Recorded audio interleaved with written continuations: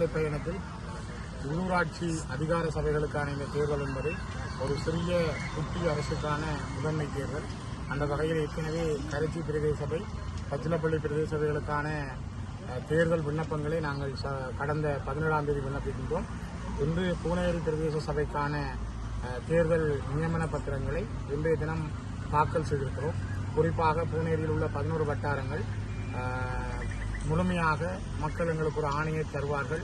ஏற்கனவே கடந்த தேர்தலிலும் 11 வட்டாரங்களிலும் நாங்கள் பூரண வெற்றியை பெற்று பூனேரி பிரதேச சபையினுடைய ஆட்சியை எங்களுடைய கையில் எடுத்து நிறைவான பணிகளை ஆற்றியிருக்கிறோம். தூய கரங்களோடும் நேர்மையான மனப்பாங்குகளோடும் எங்களுடைய மக்களின் தேசிய விடுதலையை மனதிலே கொண்டு இன தேசியத்துக்கான தனித்துவ அடையாளங்களை பேணும் வகையில் தமிழ் தேசிய இனத்தின் அடையாளமாக கிளிநொச்சி மாவட்டத்தில் உள்ள 3 பிரதேச சபைகள், பூனகிரி பிரதேச சபை, பச்சிலப்பள்ளி பிரதேச சபை, கரைச்சி பிரதேச சபையை நாங்கள் எங்களுடைய ஆளுகைக்குள் எடுத்து மக்களுக்கான அடிமட்ட பணிகளில் இருந்து அரசியல் பணி வரையும் செய்வதற்கான ஒரு காத்திரமான நாளாக இன்றைய நாள் அமைந்திருக்கிறது.